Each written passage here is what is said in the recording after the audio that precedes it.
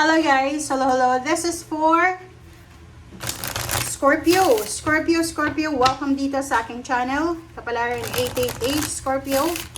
Alamin natin yung money, career, financial reading mo ngayong buwan ng Mayo. So this is money matters, money readings, money kapalaran para sa inyong lahat. Okay, Scorpio, kumuha tayo dito ng dalawang baraha para makuha natin yung lahat ng mensahe na gustong iparating sa'yo ng baraha. Okay, first card natin is clearing debts. Wow! Congratulations, Scorpio! Makakabayad ka na sa lahat ng utang mo. Wow! Take a divinely guided chance. Chance? Okay. Clearing debts. Congrats! Congratulations, Scorpio. Dito sinasabi ng baraha sa'yo dito na lahat ng utang mo, sinasabi ng baraha, maybe this is financial and emotional debts from your life, ay posibleng makakabayad ka na. Okay? Clearing of financial and emotional debts from your life. Ngayong buwan ng Mayo, makakaramdam ka ng mas matiwasay, mas lighter, mas freer ka, and nakikita ko sa'yo dito na nagpaplano ka para sa next for the future mo. So, nakikita ko sa'yo dito na masaya ka. Kumbaga, siguro last year, marami kang okay, may trabaho ka, may pera ka, pero hindi ka masyadong, kumbaga, relax. So, ngayong Mayo, makakaramdam ka ng relaxation ngayon eh. Kasi parang naiisip mo na, oh, okay, I can handle everything. Okay? So, take divinely guided chance. Dito sinasabi ng baraha sa'yo, Scorpio, na lahat daw ng positive change and successful ventures na gagawin natin or ginagawa natin ay kailangan natin mag-take ng risk. Okay? So, follow your intuition, follow your divine guidance. Okay? So, kung ano man yan na gagawin mo, sinasabi ng baraha sa'yo na i-welcome mo ang lahat ng mga pwedeng dumating sa buhay mo as long as na alam mo sa buhay mo na ito ay makakabuti sa'yo. Alright.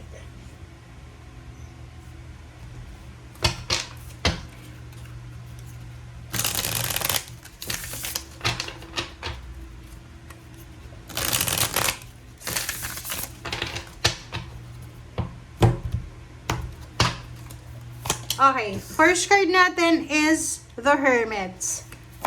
And, wow, ang galing na itong dalawang to. Itong dalawang to, guys, sinasabi ng baraha na you will find the peace and harmony in terms of money. Parang same din siya, clearing debts din. Mahanap mo yung pera para makabayad ka sa mga financial debts mo. Yung iba din, mahanap mo yung solution, yung liwanag, papunta doon sa financial peace and tranquility. Ang galing naman, oy. The Moon and Nine of Cups, oh. Ang nakikita ko lang sa'yo dito, etong tatlo na to is different siya from the first two cards. Medyo naguguluhan ka, and medyo nakakaramdam ka ng takot. And this is your energy, the two cards. Parang nakikita ko sa'yo dito na medyo hindi ka kampante. Okay? Ano ba yan? Kasi hindi ka kampante na maibigay mo talaga yung emotional happiness para sa pamilya mo. Ano ba yung nakikita mo ngayon? Kasi depende sa baraha mo na to, or according sa baraha mong ito, ang nakikita natin dito, natatakot ka. Maybe you're married, or maybe in a relationship, may live-in partner ka. Natatakot ka sa decision making mo eh. Kasi alam mo na yung decision mo na gagawin, maybe gusto mong mag-travel papuntang ibang bansa, or kung nasa ibang bansa ka na, gusto mong makipaghiwalay sa asawa mo, or kung ano man yan, nakikita ko sa'yo dito na natatakot ka na baka itong plano mong ito na gagawin ay siyang maging rason para masira yung foundation mo or yung family mo. Okay? So, please comment down below if you resonated. Scorpio. Kung mapapansin mo, Scorpio, ilang readings na ganito yung message mo na parang balisa ka sa love life or family life. Yung pera mo, walang problema. Yung pera, yun na nga, may solution. Pero, yung emotion mo, masyadong Masyadong complicated. Okay, the Hermit. The Empress. Wow. Ay, Knight of Swords para sa Four of Swords. Ten of Cups para sa the Moon. Wow. Ace of Pentacles. And then, Two of Swords, Two of Pentacles. Alright, so, Scorpio. Kung makikita mo dito sa barahan mo, sinasabi dito ng barahan na kung ano man daw itong mahahanap mo, it's either new members ng family siya, pwedeng magbuntis ka, or posibleng makakahanap ka ng katulong sa mga obligations mo if ever na breadwinner ka. Possible din na makahanap ka ng inspiration, motivation para mag-ipon ng pera, or mas palaguin yung salapi mo. Or motivation, inspiration para maghanap ng mas mataas na sweldo, mas mataas na posisyon. Nakikita ko sa'yo dito ang daming balita, good news regarding sa money.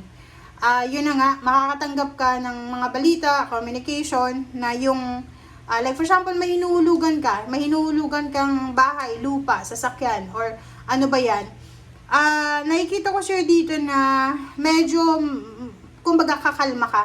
Medyo kakalma yung emotion mo kasi parang, possible na malapit nang matapos yung mga obligations mo na hinuhulugan. Parang ganon. Malapit nang matapos.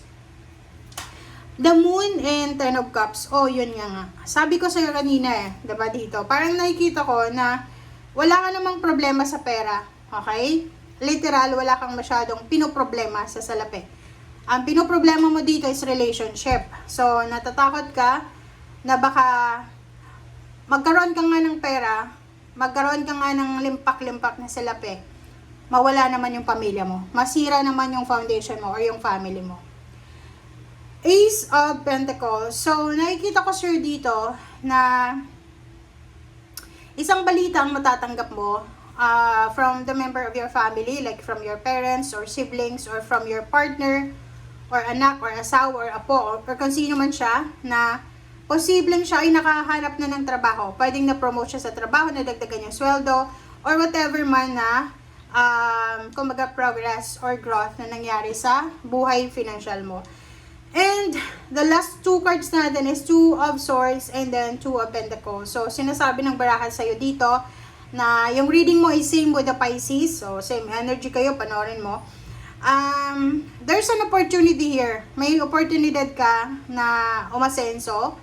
There's a parang ways para umasenso ka. But the problem is, medyo hindi ka sigurado. Kung nagbabago yung isip mo.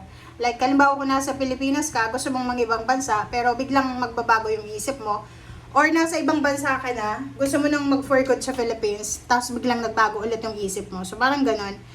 Please comment down below if you resonated, guys. Thank you. Bye!